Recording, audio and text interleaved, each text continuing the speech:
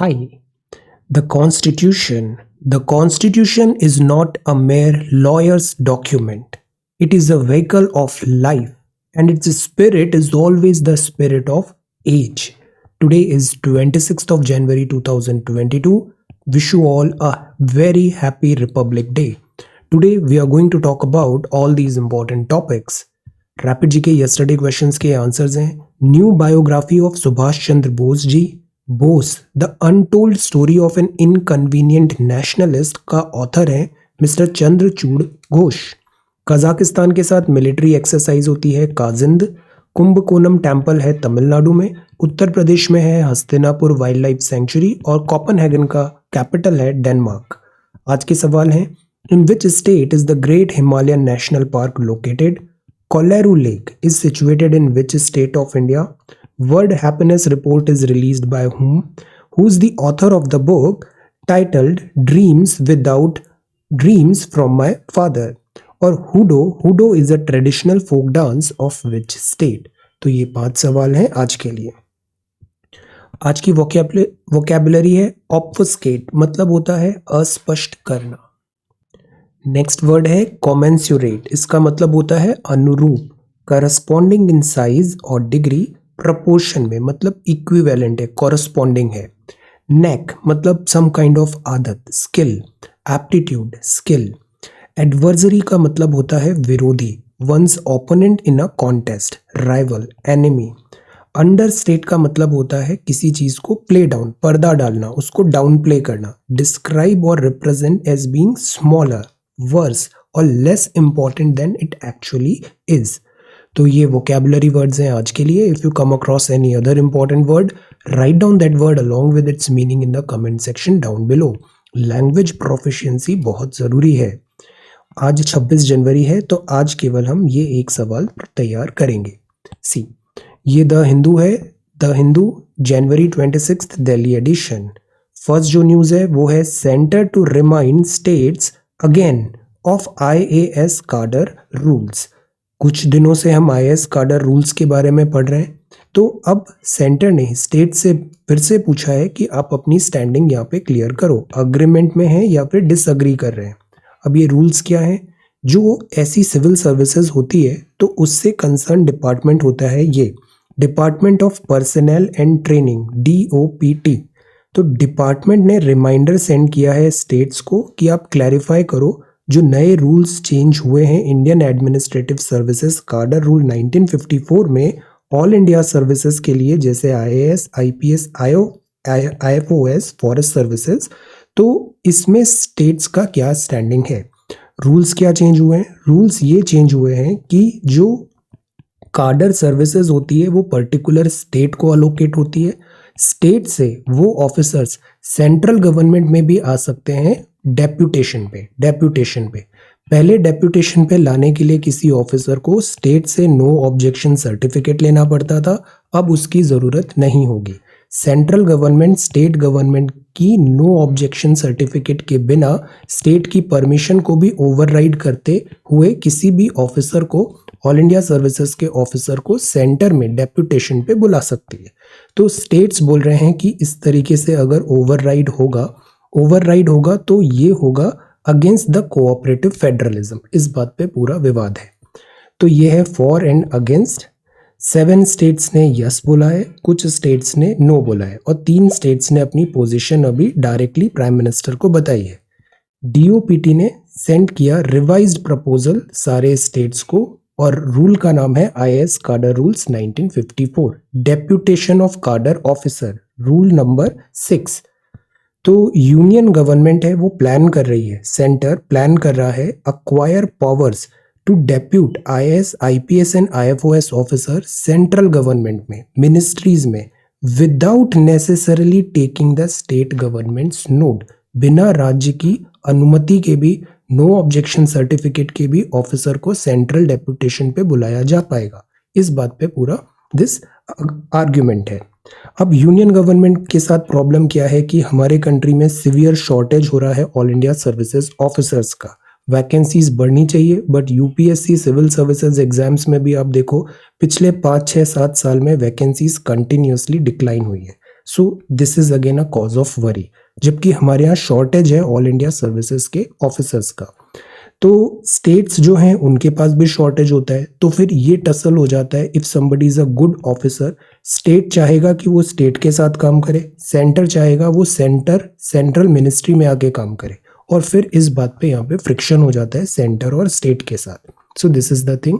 Late us see अब इसमें आगे क्या डेवलपमेंट होता है। 26 जनवरी को प्रेसिडेंट का एड्रेस होता है। तो प्रेसिडेंट का एड्रेस कल हुआ था। Strong sensitive country is now emerging. President ने रिपब्लिक डे मैसेज में ये कहा। कल I share this speech in Telegram as well, have a look. ये जो स्पीच होता है ना, लाइक प्रेसिडेंट का स्पीच हुआ या फिर प्राइम मिनिस्टर का स्पीच हुआ, ये जो बातें बताते हैं, वो जो बातें होती है ना, वो एग्जाम में बड़ी रेलेवेंट हो जाती है। रेलेवेंट आप देखना, बहुत सारे जो पॉइंटर्स हैं, जो स्कीम्स यहाँ पे मेंशन किया या गवर्नमेंट प्रोग्राम्स स्पीच में पर्टिकुलरली मेंशन किए, उससे स्ट्रेट फॉरवर्ड एमसीक्यूज आते हैं अभी एग्जाम्स में, सारे एग्जाम्स में। सो दैट इज वाई जो स्पीच होता है प्रेसिडेंट का, प्राइम मिनिस्टर का, इसको बहुत अच्छे से पढ़ना चाहिए। तो ये पूरा स्पीच मैंने कल हाईलाइट करके शेयर किया है, इसको आप एक बार देखना टेलीग्राम पे। 73rd रिपब्लिक डे, अब सी आज़ादी का महोत्सव जो है वो 75th इंडिपेंडेंस डे है, और this is Republic day. 73rd Republic day, गणतंत्र, दोनों में थोड़ा डिफरेंस है। रिपब्लिक डे होता है इट्स अबाउट कॉन्स्टिट्यूशन। तो हार्टिएस्ट ग्रीटिंग बताया उन्होंने, वी द पीपल, कॉन्स्टिट्यूशन जो आया केम इनटू इफेक्ट। तो इस पूरे स्पीच को एक बार आप देखना, जैसे नेताजी सुभाष चंद्र बोस का यहाँ पे मेंशन किया है, बाबा साहब का मेंशन किया है, democracy, justice, liberty, equality, fraternity कहा है। अब ये लाइन देखिए, rights and duties are two sides of the same coin. Fundamental rights, fundamental duties, sure short question है, अभी प्रीलिम्स में आएगा ये। Rights and duties are two sides of the same coin. Swachh Bharat अभियान पे मेंशन किया, कोविड वैक्सीनेशन ड्राइव मेंशन किया। जो कॉन्स्टिट्यूशन है वो इनेक्ट और एडॉप्ट तो हो गया था 26 नवंबर 1949 को, बट 26 जनवरी डेट हमने इसलिए चूज किया बिकॉज इसी दिन 1930 में पूर्ण स्वराज डे हमने डिक्लेयर किया था। तो दिस ऑस्पिशियस डे 26 जनवरी को हमने, दैट इज वाई 1950 को कॉन्स्टिट्यूशन हमारा फुल फ्लेज्ड इफेक्टिव हुआ। तो पूर्ण स्वराज डे 26 जनवरी के ऑर्डर पे हुआ। अब सी, remember that since we desire to attain our end by non-violent and truthful means only, we can do so only through self-purification. We should therefore devote the day to doing such constructive work as lies in our power to do. तो this is again statement. Gandhi ji की बात यहाँ पे कहा। Then आपने बताया resources, infrastructure की क्यों इतनी ज़रूरत है। कलेक्टिव ट्रॉमा है कोविड का, every aspect of our life में इम्पैक्ट देखा गया है। तो लीडरशिप हुई, पॉलिसी मेकिंग हुआ, एडमिनिस्ट्रेशन हुआ, सेंटर हुआ, स्टेट हुआ, हर किसी को कलेक्टिव एफर्ट्स डालने की ज़रूरत है। इकोनॉमिक परफॉर्मेंस हम बेटर करें, एग्रीकल्चर, मैन्युफैक्चरिंग में, एंटरप्रेन्योरशिप का भी यहाँ पे आपने मेंशन किया। देन स्पोर्ट्स में भी अभी जो ओलंपिक हुआ था ये बड़ा इंपॉर्टेंट था ओलंपिक, बिकॉज हमें मेडल मिला, this gold medal Neeraj Chopra. और ओवरऑल जो बाकी एथलीट्स एंड स्पोर्ट्स पर्सन्स थे हमारे, उन्होंने एक्सेलेंट परफॉर्मेंस किया है। तो अभी स्पोर्ट्स है ना, ये अगेन न्यूज़ में है। तो आप देखना एथिक्स में भी स्पोर्ट्स से रिलेटेड कुछ कोट्स आएगा, या फिर जो यूथ है, यूथ की एनर्जी कहाँ चैनलाइज करना है, इससे रिलेटेड हमें लगता है ऐसे में फिलोसफिकल पार्ट आया है। बट उन सब चीज़ों में ना इसका हम रेफरेंस बड़े अच्छे से ले सकते हैं। Self confidence in these young champions जो इंस्पायर करेंगे millions today, good. Then Cochin shipyard वगैरह बताया। IAC Vikrant, this is again very important, indigenous state of the art aircraft है, नेवी। देन स्व प्रेरित आदर्श ग्राम योजना, अब ये स्कीम भी इंपॉर्टेंट है। यू मार्क माई वर्ड्स, जो वर्ड्स प्राइम मिनिस्टर और प्रेसिडेंट बोलते हैं ना अपने स्पीच में, यूपीएससी या गवर्नमेंट एग्जाम्स एग्जैक्टली उसी लाइन को फॉलो करता है, और वो सारे कीवर्ड्स आपको देखना एग्जाम में दिखेंगे। सेंसिटिव इंडिया, सशक्त भारत, संवेदनशील Bharat, good lines, noted down. ये पूरा आप एक बार पढ़ना, इसको टेलीग्राम में have a look at this PDF, this is really good. और ये जो लैंग्वेज होती है ना वो भी बहुत अच्छा होता है। तो जब हम आंसर राइटिंग करते हैं तो हमें कोशिश करना चाहिए इस टाइप की फॉर्मल लैंग्वेज भी हम थोड़ा पिक कर पाए। When a brave soldier dies on duty, the entire country feels sad. तो अनफॉर्चुनेट जो एक्सीडेंट हुआ वहां भी आपने मेंशन किया। Then patriotism strengthens the sense of duty among citizens. Very good line.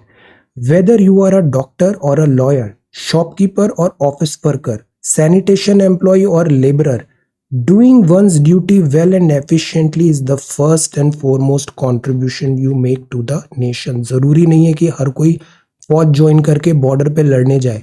You just perform your duty और that is equivalent to national service. तो अब विमेन की भी बात आया. सैनिक स्कूल में हो रहा है, नेशनल डिफेंस एकेडमी में एडमिशन हो रहा है और फौज में भी कॉम्बैट रोल भी मिलेगा और परमानेंट कमीशन भी होगा. This is again very very important. तो हमें जो है स्पिरिट ऑफ यूनिवर्सल ब्रदरहुड को बढ़ाना है. जो हमारे कॉन्स्टिट्यूशन में प्रियम्बल लिखा है उन चीज़ों को आगे बढ़ाना है. 75वां साल भी है हमारा आज़ादी का अमृत महोत्सव. फ्रीडम स्ट्रगल के जो हमारे वैल्यूज हैं, जो चेरिश्ड वैल्यू सिस्टम है, उसको हमें याद करना है, इंस्पायर करना है और आगे बढ़ना है. So this is happy republic day. Okay, तो अब हम इस पे सवाल तैयार करेंगे. So what we have to do is we have to prepare a note on the republic day parade 2022. अभी मॉर्निंग में आपने रिपब्लिक डे परेड देखा. इसमें बहुत सारे कल्चरल इवेंट्स थे, बहुत सारी मिलिट्री के भी इवेंट्स थे, एयरक्राफ्ट शो हुए, टैंक्स शो हुए, आर्मी का uniform, there are so many things. तो इधर डिफेंस भी है, कल्चर भी है, स्टेट्स भी है, टैब्लू के थ्रू डिफरेंट डिफरेंट स्टेट्स आए. तो prepare a note, just prepare a note. Republic day parade में क्या नया हुआ, व्हाट्स न्यू, और क्या सारे डिफरेंट एस्पेक्ट्स थे. ये भी अगेन बहुत हाई यील्डिंग है, इससे भी सवाल डायरेक्टली पिक होते हैं. Republic day parade 2022. Discuss, prepare a note. Then in general हमें सिग्निफिकेंस भी बताना है रिपब्लिक डे सेलिब्रेशंस का. हम ये सेलिब्रेशन क्यों करते हैं? बिकॉज यहाँ जो झांकियाँ निकलती है ना, वो एक्चुअली हमारी कंट्री को रिप्रेजेंट करती है. जो हमारी है कि unity in diversity, so many shades है इंडिया के, वो सारी चीज़ें यहाँ पे एक ब्यूटीफुल पिक्चर प्रेजेंट करता है. So this is the significance of Republic day celebration. Republic का वैल्यू क्या होता है, इसके मायने क्या है, कॉन्स्टिट्यूशन क्यों इम्पोर्टेंट है, हमारा कंट्री इतना स्पेसिफिकली जो डाइवर्सिटी को कलेक्ट कर पाया है, एक सिंगल दिस कॉन्स्टिट्यूशन में रिफ्लेक्ट कर पाया है, उसका क्या मायने है, like that. So try to answer this question. This is the only question for today and very very high yielding question. Okay. So this is this. तो ये प्रेसिडेंट्स आपका एड्रेस है, ये पूरा हमें इसका जो टोन है और पॉइंट्स है ना वो ध्यान रखने हैं. देन सेकंड आया पद्म विभूषण. पद्म विभूषण भी अनाउंस हुआ. तो इसका भी आई शेयर दिस पीडीएफ कि पद्म अवार्ड्स क्या होते हैं. पद्म अवार्ड्स सिविलियन अवार्ड्स हैं, 3 कैटेगरी में होते हैं. पद्म विभूषण, पद्म भूषण एंड पद्मश्री, 3 कैटेगरी है.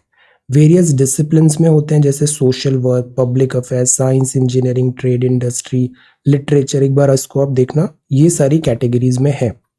तो इस बार जो पद्म अवार्ड्स मिले हैं वो these all have got Padma awards. Padma awards में भी पिछले कुछ टाइम पे हम देख रहे हैं नए नए चेहरे आ रहे हैं जो इतने ज़्यादा न्यूज़ में नहीं थे या फिर हाईलाइटेड नहीं थे.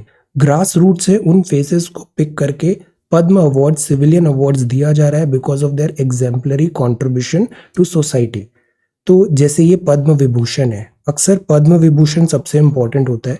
तो ये 4 लोगों को पद्म विभूषण मिला है, आर्ट में, literature, civil services and public affairs में. ओके, पद्म भूषण है, ये सारे नाम है. इस पीडीएफ को भी मैंने शेयर किया है टेलीग्राम पे, हैव अ लुक. ओके, तो ये सारे अवार्ड्स हैं. अब पद्म अवार्ड्स के बारे में जाने तो ये हाईएस्ट सिविलियन अवार्ड है. रिपब्लिक डे की ईव में ये अनाउंस होते हैं. एक्सेप्शनल डिस्टिंग्विश्ड सर्विसेज के लिए विभूषण, फिर उससे नीचे आता है भूषण और फिर आता है पद्मश्री, डिस्टिंग्विश्ड सर्विसेज. तो हायरार्की क्या है? पद्मश्री, पद्म भूषण, पद्म विभूषण, ऐसे 3 लेयर्स है. तो एक कमेटी होती है, प्राइम मिनिस्टर बनाते हैं उसे और वो रिकमेंड करती है इन अवार्ड्स को. 1954 में ये अवार्ड स्टार्ट हुए थे. Okay, then Padmashri and all, this is the history. एक भारत रत्न भी होता है. तो Bharat Ratna highest civilian award माना जाता है. ये exceptional services performance highest order in any field of human endeavour में मिलता है. तो दिस इज भारत रत्न. भारत रत्न के लिए कोई फॉर्मल रिकमेंडेशन की जरूरत नहीं होती है, बट इन अवार्ड्स के लिए होती है, लाइक पद्म अवार्ड्स. भारत रत्न भी 45 पर्सन्स को मिला है. Sachin Tendulkar is also Bharat Ratna. तो ये 3 है, Vibhushan, Bhushan and Shri, Padma awards. Government servants जो होते हैं, including those working with PSUs, except doctors and scientists are not eligible for these awards. Okay, बाकी इस अवार्ड में किसी भी टाइप का भेदभाव नहीं है, रेस, ऑक्यूपेशन, पोजीशन और सेक्स, हर कोई यहाँ पे एलिजिबल है इस अवार्ड के लिए। ये कैटेगरी है आर्ट, सोशल वर्क। एक बार आप इस पूरे पीडीएफ को अच्छे से देख लेना। पॉस्ट्यूमसली भी यूजुअली नहीं होता है बट मिल सकता है, जैसे अभी सीडीएस जो जनरल विपिन रावत जी हैं उनको अभी पॉस्ट्यूमसली अवार्ड दिया गया है। देन हु डिसाइड्स, तो this is there, have a look, small PDF है अबाउट पद्म अवार्ड्स। तो ये टॉपिक भी हो गया Padma Vibhushan. Then supreme court ने बोला इलेक्शन कमीशन से response on irrational freebies. Freebies क्या होता है? चुनाव का टाइम है, हम आपको ये फ्री में दे देंगे, वोट हमें दे देना। जो चुनाव है उसके 1 महीने हफ्ते भर पहले ऐसे अनाउंसमेंट कुछ हो जाता है और 5 साल का काम नहीं देखा जाता है। इलेक्शन के जस्ट पहले 1 हफ्ते, 2 हफ्ते, महीने भर पहले जो फ्रीबीज आई है उसके बेसिस पे जो वोटर्स है उनका वोटिंग बिहेवियर इन्फ्लुएंस किया जाता है। तो this is called freebies. Freebies अगर साउंड इकोनॉमिक्स की बात करें तो फ्रीबीज कभी भी इकोनॉमी के लिए सही नहीं होती है और ये इररेशनल फ्रीबीज है। तभी मॉडल कोड ऑफ कंडक्ट जो हमने पढ़ा था उसमें लिखा था ECI time to time force करता है कि इस टाइप की जो चीजें हैं जो टेम्पर कर सकती है इलेक्शन को वो नहीं हो। तो ईसीआई ने यहाँ पे बोला है जो कंटिन्यूड तमाशा होता है पॉलिटिकल पार्टीज का, डिस्ट्रीब्यूटिंग इररेशनल फ्रीबीज। और वो फ्रीबीज कहाँ से आता है? नथिंग इज फ्री, वो हमारे टैक्स पेइंग मनी से यहाँ से इररेशनल फ्रीबीज डिस्ट्रीब्यूट होती है। तो supreme court seeks election commission government response on irrational freebies. Free and fair election कराने के लिए this is also one barrier. Then this is editorial. Editorial में एडिटोरियल है first for a civic solidarity. यहाँ बात किया है चकमा हजोंग पीपल का, इनको सिटीजनशिप क्यों जरूरी है प्रोवाइड करना। अब ये क्या है? तो एक चित्तगोंग हिल है, चित्तगोंग हिल है, ये अर्स्टवाइल ईस्ट पाकिस्तान में थी, मतलब आज के बांग्लादेश में। चित्तगोंग हिल है आज के बांग्लादेश में। यहाँ जो था एक डैम बनता है कपटाई डैम, ये बनता है कर्नाफुली रिवर पे 1960 में। तो चित्तगोंग हिल में अर्स्टवाइल ईस्ट पाकिस्तान बांग्लादेश में जो कपटाई हिल है वहाँ की कर्नफुली रिवर पे एक डैम बनता है। डैम बनता है तो बहुत सारा एरिया डूब में आता है। तो वहाँ रहती थी चकमा हजोंग कम्युनिटी। ये चकमा हजोंग कम्युनिटी इस एरिया से इंडिया में शिफ्ट हो जाती है। तो असाइलम मांगते हैं ये इंडिया में और फिर ये पूरे नॉर्थ ईस्ट में स्पेसिफिकली अरुणाचल प्रदेश में शिफ्ट हो जाते हैं। अब बात ये होती है कि ये टाइम है 1960 का और अभी आ गया है 2021, तो इनकी भी नेक्स्ट जनरेशन आ गई है। नाउ द पॉइंट इज कि उनको सिटीजनशिप का क्या किया जाए। तो नेशनल ह्यूमन राइट्स कमीशन बोल रहा है कि ministry of home affairs, Arunachal Pradesh government इस पे एक्शन ले कि ये चकमा हजोंग जो कम्युनिटी है नॉर्थ ईस्ट स्टेट में, इनकी सिटीजनशिप का क्या करना है। Life and personal liberty of every Chakma residing with in the state shall be protected. ये कोर्ट ने 1996 में एक स्टेटमेंट भी दिया था। तो 2015 में भी सुप्रीम कोर्ट ने बोला था सिटीजनशिप देने का, बट ये अभी तक इम्प्लीमेंट नहीं हुआ है। तो सेंसस कराया जाए, इस मैटर को देखने की जरूरत है।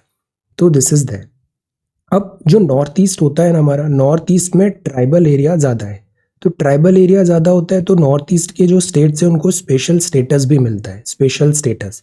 तो वहाँ का जो गवर्नर है और वहाँ की जो गवर्नमेंट है उसको कुछ एक्स्ट्रा राइट्स हैं, जैसे इनर लाइन परमिट मिला हुआ है, तो एक्स्ट्रा राइट्स हैं सो दैट वो वहाँ की जो सैंक्टिटी है या फिर वहाँ की जो ओरिजिनलिटी है, वे ऑफ लाइफ है, कल्चर है, उसको वो सेफगार्ड कर सके। तो अब ये है कि जैसे यहाँ पे कॉन्स्टिट्यूशन ने नॉर्थ ईस्ट के स्टेट्स को एक्स्ट्रा राइट्स दिए हैं so that they can protect their tribal people, उनका हैबिटेट, उनका लाइवलीहुड। तो ट्राइबल नेटिविज्म जो होता है उससे भी कई बार क्या होता है कि जैसे यहाँ पे फ्रिक्शन हो जाता है कम्युनिटीज़ के बीच में या फिर डिस्ट्रस्ट क्रिएट हो जाता है between different tribal groups. So this is also one cause of worry. तो द आइडिया इज कि इसमें बेस्ट चीज़ क्या होगा, डायलॉग्स हो, पीसफुल डायलॉग्स हो। डायलॉग्स के थ्रू यहाँ पे जो कंसर्न्स हैं वो एड्रेस किए जाए और इसका एक सॉल्यूशन निकाला जाए। ह्यूमन राइट्स का ये इशू है फॉर अ सिविक सॉलिडेरिटी।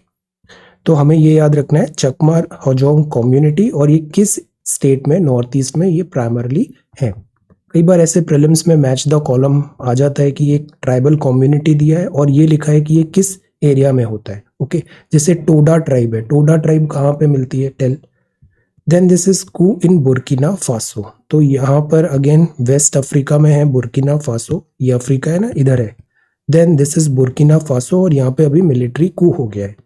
तो this is story of Africa. Africa भी प्राइमरली यूरोप के द्वारा कॉलोनाइज किया गया था, कॉलोनाइजेशन से डीकोलोनाइजेशन हुआ, बट यहाँ पर एक फॉर्म ऑफ जो गवर्नमेंट स्टेबल होना चाहिए वो देखने को नहीं मिला, responsible accountable government. That is why such type of disturbances, coup या civil war type of situation अक्सर हम अफ्रीकन कंट्रीज में देखने को मिलते हैं। Why republic day is celebrated. अब यहाँ अगेन ये बताया है कि हमने बहुत सारी different forms of government try किया। आप एनसीईआरटी की पॉलिटी की बुक देखो, उसमें लिखा है कि बहुत सारे फॉर्म ऑफ गवर्नमेंट हो सकती है, जैसे डिक्टेटरशिप होती है, एरिस्टोक्रेसी होती है, या फिर डेमोक्रेसी होती है। ऐसे different different forms of government है। जितना भी हमारा एक्सपीरियंस रहा है डिफरेंट फॉर्म्स ऑफ गवर्नमेंट में, बेस्ट फॉर्म ऑफ गवर्नमेंट हमेशा हमें डेमोक्रेसी मिला है, डेमोक्रेसी। बिकॉज डेमोक्रेसी में क्या होता है, लोगों का शासन होता है। Democracy is by the people, for the people, of the people. तो इससे क्या होता है, डेमोक्रेसी में सेल्फ करेक्शन भी होता है कि अगर गवर्नमेंट वर्क नहीं कर रही है, अकाउंटेबिलिटी रेस्पॉन्सिबिलिटी नहीं उठा रही है, तो वो गवर्नमेंट चेंज हो जाती है। तो दैट इज वाई जो डेमोक्रेसी है ना, इसमें जो पावर होती है वो लोगों के हाथ में होती है। तो that is Y democracy is the best.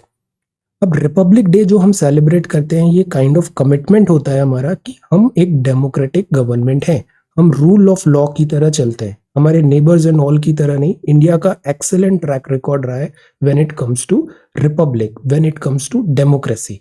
Even USA में भी इस बार आप देखो ट्रांजिशन में कितनी ट्रबल आई थी, जो बाइडेन का जब नेक्स्ट प्रेसिडेंट बने from Trump. But fortunately India के साथ ऐसा कभी नहीं हुआ है, हमेशा हमारे यहाँ स्मूथ ट्रांजिशन हुआ है from one government to another. That is why हमारे जो फंडामेंटल्स हैं कंट्री के वो बड़े स्ट्रांग हैं। अब वो स्ट्रांग इसलिए हैं बिकॉज हमारा कॉन्स्टिट्यूशन स्ट्रांग है। Preamble to the constitution declares that India is a republic, republic. तो इसका मतलब है हमारे यहाँ हम डेमोक्रेसी, लोगों का शासन है, मोनार्की नहीं है। This is not a just descriptive but a strong ethical normative claim, republic. Political identity loses its republican character, तो हम उसको तुरंत रीस्टोर करने की भी कोशिश करते हैं। एट टाइम्स हमारे यहाँ भी आया इमरजेंसी पीरियड एंड ऑल, जब रिपब्लिक और डेमोक्रेसी के जो वैल्यू सिस्टम था वो थोड़े वीकन हुए। बट अगेन डेमोक्रेसी की बेस्ट चीज क्या होती है, वो सेल्फ करेक्टिंग होती है। तो डेमोक्रेसी ने खुद को करेक्ट कर लिया। अब ये जो पूरी बात है 26 जनवरी, ये एक्चुअली एक कमिटमेंट होता है हमारा रिपब्लिक के लिए। एंटी मोनार्की, हमारे यहाँ मोनार्की नहीं है। एक्चुअली ये डिफरेंट फॉर्म्स ऑफ गवर्नमेंट एक दिन में नहीं बने, ये over the period of time develop हुआ है। जैसे ग्रीक में मोनो, मोनो मतलब होता है रूल ऑफ वन, एक राजा है वो ही रूल कर रहा है, तो वो हो गया monarchy. One person rules and all others obey, so this is monarchy. जैसे हमारे यहाँ भी महाराजा वगैरह होते थे, तो this is kind of like monarchy. फिर हेरिडेटरी रूल आया महाराजा एंड महारानी का, तो Greek definition of the term, ये रूल बाय मॉडर्न डिक्टेटर्स भी इसी में आ जाता है। डिक्टेटर्स कैसे होते हैं, जैसे कुछ डिक्टेटर्स अफ्रीकन कंट्रीज के हमने डिक्टेटर्स देखे। ऑटोक्रेसी है, कोई एक पर्सन है उसी ने पूरा कंट्री अपने हाथ में ले रखा है, तो दैट इज कॉल्ड डिक्टेटरशिप। तो मोना, इसका भी एक बड़ा अच्छा इन्फोग्राफिक है, मैं उसको अभी शेयर करता हूँ। उसमें जितने भी टाइप्स है ना, मोनार्की, ऑटोक्रेसी या फिर थियोक्रेसी लाइक दैट, उसको बड़े अच्छे से समराइज किया एक दो लाइन में क्या होते हैं उनके कॉन्सेप्ट्स में, उसको अभी शेयर कर दूंगा। ओके, तो हैव अ लुक। इन पे बहुत डिटेल में नहीं जाना चाहिए, बट जो कीवर्ड है उसका एक फेयर मीनिंग पता होना चाहिए कि मोनार्की क्या होता है, ऑटोक्रेसी क्या होता है, डेमोक्रेसी क्या होता है, डिक्टेटरशिप क्या होता है, डिफरेंट फॉर्म्स ऑफ गवर्नमेंट। तो अब जैसे रिलीजन का भी, रिलीजन बेस्ड गवर्नमेंट भी होती है। तो द पॉइंट इज, ये जितने भी हमने देखे ना, इसमें जो बेस्ट है वो डेमोक्रेसी है। इंग्लिश वर्ड रिपब्लिक जो होता है, इसमें होता है पब्लिक, लोग, लोगों के हाथों में पावर है, वो अपना इलेक्टेड रिप्रेजेंटेटिव चूज करेंगे और वो इलेक्टेड रिप्रेजेंटेटिव उनके बिहाफ में काम करेगा। इलेक्टेड रिप्रेजेंटेटिव काम नहीं करेगा तो वो नया इलेक्टेड रिप्रेजेंटेटिव चूज कर लेंगे। सो इससे क्या होता है, कॉन्सेंट्रेशन ऑफ पावर नहीं आता, जो व्हील ऑफ दिस पावर है वो घूमता रहता है। तो this is good for governance. तो हमारे जो फाउंडिंग फादर्स थे उन्होंने पता था कि ब्रिटिश रूल हमने देखा है, विम्सिकल पावर नहीं होनी चाहिए, तो द पॉइंट इज जनता के हाथ में पावर देना जरूरी है और दैट इज वाई कॉन्स्टिट्यूशन बना।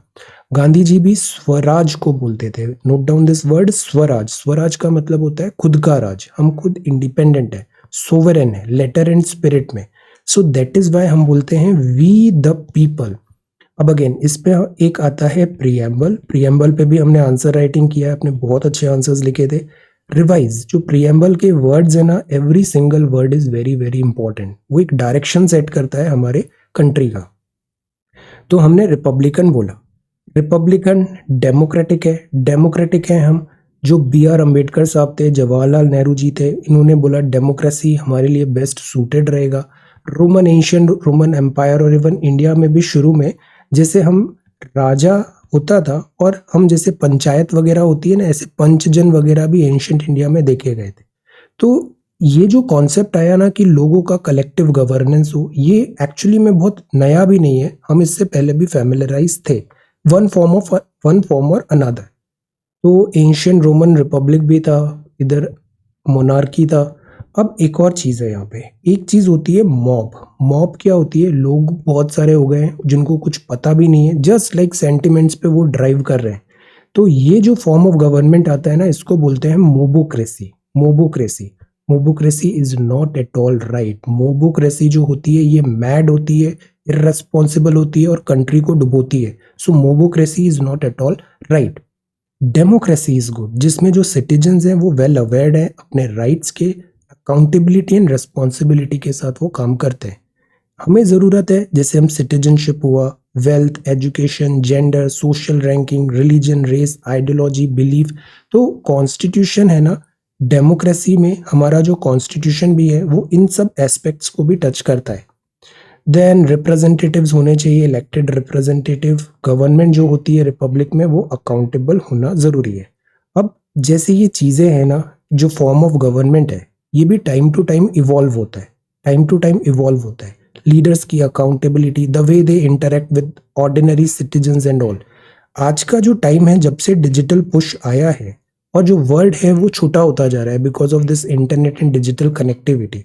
आज का जो टाइम है ना वो आइडियाज का टाइम है, और जो टाइम है वो है सेट करना अकाउंटेबिलिटी और ट्रांसपेरेंसी एंड फेयरनेस के साथ गवर्नेंस करना। जो गवर्नमेंट है उसका रोल भी चेंज होता जा रहा है। तो ये जो डेकेड है, अभी जो टाइम है, this is the time churn, और देखते हैं आगे इंडिया आगे कैसे प्रोग्रेस करता है। अभी हम बहुत अच्छी पोजीशन पे, अगर हम कंटिन्यू करेंगे अपने फंड जो बेसिक्स हैं उसको स्ट्रॉन्ग बनाए रखे, तो इंडिया के लिए ये जो नेक्स्ट 5-10 ईयर्स है ना, एक्सट्रीमली इंपॉर्टेंट है और इंडिया सुपर पावर बन सकता है अगर हम अपने कार्ड्स अच्छे से प्ले करें। Festival to salute India's vibrant democracy. अब डेमोक्रेसी इसलिए भी जरूरी है बिकॉज डाइवर्सिटी है हमारे यहाँ, वाइब्रेंट डेमोक्रेसी है। वाइब्रेंट डेमोक्रेसी का मतलब होता है लोग पार्टिसिपेट कर रहे हैं डेमोक्रेसी में, डल नहीं है। वो सवाल पूछते हैं अपने नेताओं से, वो वोट डालते हैं तो पूरा इंफॉर्मेशन लेते हैं, मुद्दों के बेस पे वोट्स डालते हैं। तो this is the thing, vibrant democracy. तो रिपब्लिक डे अगेन ये ओम बिरला साहब ने लिखा है। ओम बिरला साहब स्पीकर है लोकसभा के। तो रिपब्लिक है ना, डेमोक्रेसी, ये फेस्टिवल है 26 जनवरी जो इस पे स्टैंप लगा रहे हैं। हम 73rd रिपब्लिक डे मना रहे हैं। डॉक्टर बी आर अम्बेडकर साहब जो ड्राफ्टिंग कमेटी के हेड थे, चेयरमैन थे, आपने हमारा कॉन्स्टिट्यूशन फॉर्म किया था। ये अडॉप्ट हुआ था 26 नवंबर 49 को, और 26 जनवरी 1950 को this came into proper full fledged effect. तो कॉन्स्टिट्यूशन ऑफ इंडिया है, इंडिपेंडेंट है, legislature, nascent nation. Regular talks हैं कि किस तरीके से हमारा कॉन्स्टिट्यूशन फ्रेम हुआ। एक बीकन है, एक होप है, एक ट्रस्ट डेवलप कराता है कॉन्स्टिट्यूशन। कॉन्स्टिट्यूशन को स्ट्रॉन्ग रखना जरूरी है। हमारे यहाँ इंस्टीट्यूशंस होते हैं। हमारा जो कंट्री है ना, ये इंडिविजुअल को नहीं प्रमोट किया जाता है, प्रमोट हमेशा इंस्टीट्यूशन को किया जाता है। गवर्नेंस, पॉपुलेशन, तो दिस इज दैट, जैसे हर किसी का रिप्रेजेंटेशन बराबर का कॉन्स्टिट्यूशन में मिला हुआ है। फिर पार्लियामेंट्री डिवाइसेस हैं, फ्री एंड फेयर इलेक्शन कराना। रेगुलर पॉइंट्स हैं जो डेली हम देखते हैं कि क्या एस्पेक्ट्स होने चाहिए एक वाइब्रेंट डेमोक्रेसी में। अब ये पैराग्राफ अच्छा है। लेजिस्लेचर एक फोरम है, meaningful positive result oriented discussion. हम पार्लियामेंट से क्या एक्सपेक्ट करते हैं कि ये जो नेता हमने चूज किए हैं, जो सांसद है, वो वहां पे डिबेट करें, लॉजिकल बात करें, meaningful, positive and result oriented discussion करें लेजिस्लेचर का। This is the purpose, so that हम भी उससे अवेयर हों और जो डिसीजन मेकिंग हो वो रिफाइन हो। कंस्ट्रक्टिव डायलॉग जरूरी है विद रेस्पेक्टिंग डाइवर्जेंट व्यू। अलग अलग व्यूज आते हैं, criticism is also good because उससे डिफरेंट एक व्यू पॉइंट पता चलता है। इसको रेस्पेक्ट करके हम कंस्ट्रक्टिव वे में लेजिस्लेशन करें, this should be the way forward. और ये सवाल इसलिए भी इंपॉर्टेंट है, जैसे हमने कुछ दिन पहले एक नोट प्रिपेयर किया था कि what is the procedure to pass an bill, act बनाने का क्या प्रोसीजर होता है, first reading, second reading, third reading, like that. Constitution में ये लिखा हुआ है प्रोसीजर कि कॉन्स्टिट्यूशन में अलग से, कॉन्स्टिट्यूशन में लिखा है एक्ट कैसे बनना है, बट जो डिटेल्ड प्रोसीजर है वो बताता है कि ये पूरी पार्लियामेंट स्क्रूटिनी होना जरूरी है। और ये जो हेस्ट में बिल पास होते हैं तो this creates problem. So that is why parliament accountability again set करना, हाउस इन ऑर्डर रखना जरूरी है। तो रिपब्लिक डे एक ओकेशन है, डिलीजेंट डिस्चार्ज करें हम ड्यूटीज का भी और चेरिश करें फंडामेंटल राइट्स। गांधी जी ने भी यही कहा था, डेमोक्रेसी में सिटीजन को स्ट्रेंथन करना, एम्पावर करना जरूरी है। Then distorting history through calendar towards a low emission growth. Low emission growth again regular points हैं, क्लाइमेट एंड डेवलपमेंट चल रहा है, ग्रोथ एक तरफ जरूरी है बट उस इकोनॉमिक ग्रोथ से होता है एनवायरनमेंट इम्पैक्ट। तो we need to find a middle way. जैसे ज्योग्राफी के 3 टर्म्स होते हैं, possibilism, determinism, neo determinism. We need to do this new determinism कि जहां स्कोप है डेवलपमेंट का वी गो अहेड, जहां नेचर रेड सिग्नल दे रही है we just stop and listen to nature. तो इंडस्ट्रियलाइजेशन में हमें पॉलिसी R&D से हुआ, साइंस एंड टेक्नोलॉजी से हुआ, हमारी कॉरपोरेट की प्रैक्टिसेस से हुआ, एवरीबॉडी सिनर्जी में आए, एनवायरनमेंट के साथ सिंक करके आगे बढ़े। रेगुलर ये टॉक्स है लो एमिशन ग्रोथ। यहाँ ये बात है IITs वगैरह भी जैसे कई बार सूडो साइंस में आ जाती है, तो which should be avoided. Then Punjab stands, 6 army man को ऑनर किया गया शौर्य चक्र फॉर गैलेंट्री अवार्ड। गैलेंट्री का मतलब होता है बहादुरी, तो इधर गैलेंट्री अवार्ड मिला, Shaurya Chakra. Then EPFO website, और this is inaccuracies, procedural violation in great Nicobar, environment impact assessment report. अभी हमने देखा ना, एनवायरनमेंट असेसमेंट, एनवायरनमेंट को साथ में लेके इकोनॉमिक प्रोग्रेस करना है, सेम गोज हियर। जो अंडमान एंड निकोबार आइलैंड्स हैं, Andaman and Nicobar group of islands है, निकोबार नीचे है, ये जो आइलैंड्स है ना, ये इक्वेटर के पास में है। ये जो आइलैंड्स हैं ऐसे, और पास में ही स्ट्रेट ऑफ मलक्का है, स्ट्रेट ऑफ मलक्का से फिर एशियान चालू हो जाता है। तो दैट इज वाई ये जो आइलैंड्स हैं ये स्ट्रेटेजिकली बहुत इंपॉर्टेंट है। स्ट्रेट ऑफ मलक्का में ही यहाँ पर है सिंगापुर, और सिंगापुर का जैसे डेवलपमेंट हुआ है कि बिकॉज ये इंपॉर्टेंट जियो स्ट्रेटेजिक पोजिशन पे है, तो Singapore as a city country बहुत डेवलप हो गया।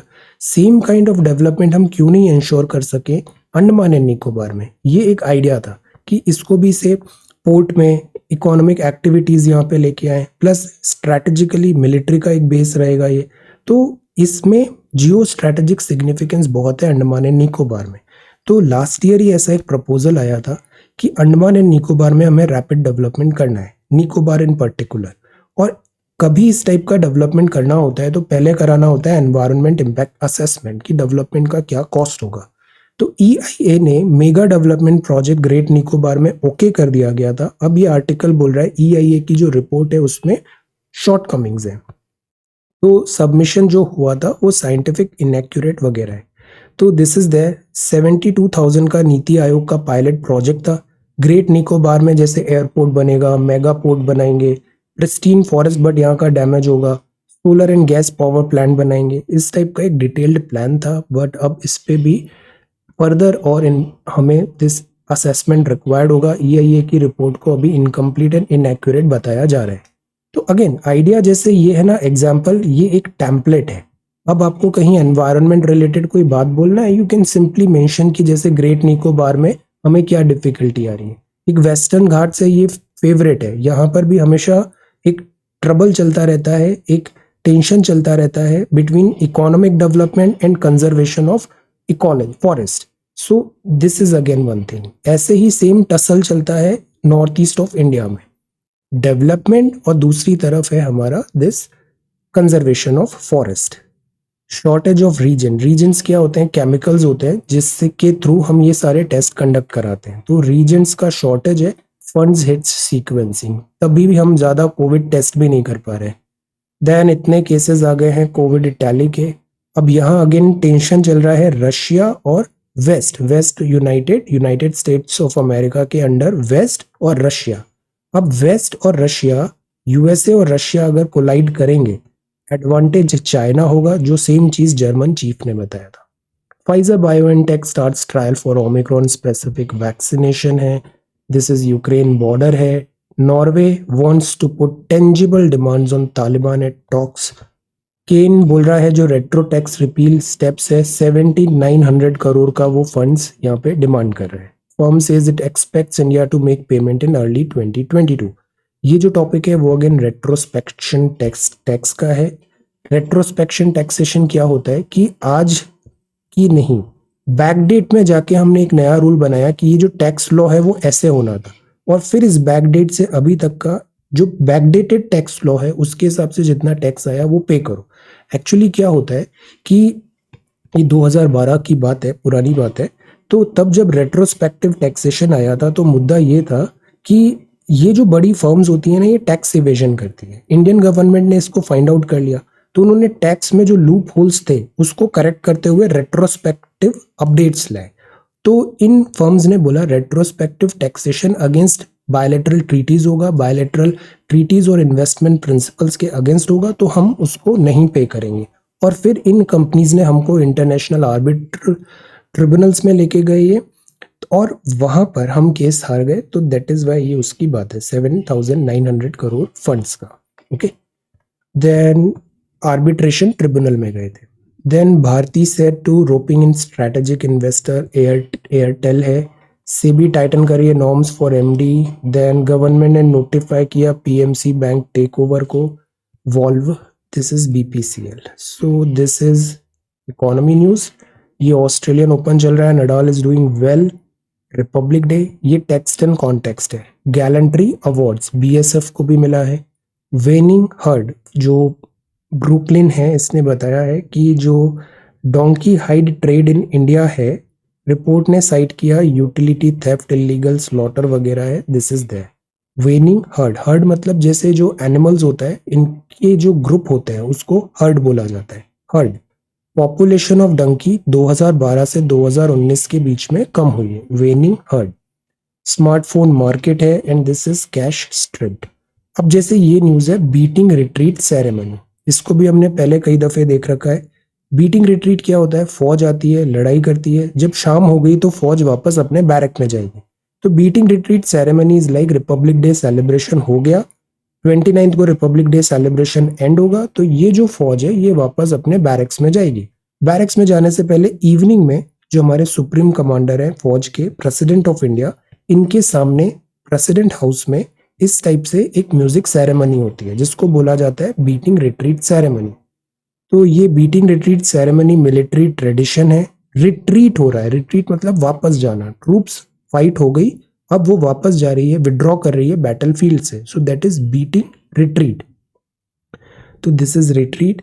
अब बात यह है कि यहाँ लाइट शो भी होता है। अभी कुछ ही टाइम पहले Rashtrapati Bhavan, north block, south block and parliament house में नई लेजर लाइट्स भी लगी है। इस बार जो थोड़ा कंट्रोवर्सी हुआ वो बीटिंग रिट्रीट के गानों पे हुआ कि कौन से सॉन्ग्स प्ले करने चाहिए। This is that. तो this is beating retreat ceremony. ये यमन क्राइसिस हम देख रहे हैं, दिस इज यमन। यमन जो है यहाँ पे अभी कुछ ही दिन पहले हमने देखा था जो टेंशन है, अटैक किया हाउदी रेबल ने दिस यूएई के एस्टेब्लिशमेंट में। तो एक तरफ Saudi plus UAE, Saudi block है, दूसरी तरफ यहाँ जो सिविल वॉर है उसको सपोर्ट मिल रहा है ईरान का। तो ये यहाँ पे टेंशंस चल रहे हैं। United Nations in the crisis in Yemen, this again we have covered previously, this Yemen crisis. इस यमन क्राइसिस में डायरेक्टली हम साइड्स नहीं लेते हैं।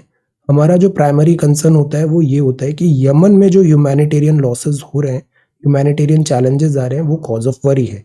प्लस ये एरिया अगर डीएस्टेबलाइज होगा तो हमारी ऑयल सप्लाई को प्रॉब्लम होगा, हमारे जो यहाँ पे इंडियंस रहते हैं, इंडियन डायस्पोरा, उधर ट्रबल आएगा, और प्लस जो ओवरऑल रेमिटेंस आता है वो, और ओवरऑल जियो स्ट्रैटेजिकली एक और फ्रंट ओपन हो जाएगा। यूक्रेन ऑलरेडी टेंशन में, दैट इज वाई हम पीस, लॉ एंड ऑर्डर की यहाँ पे बात करते हैं।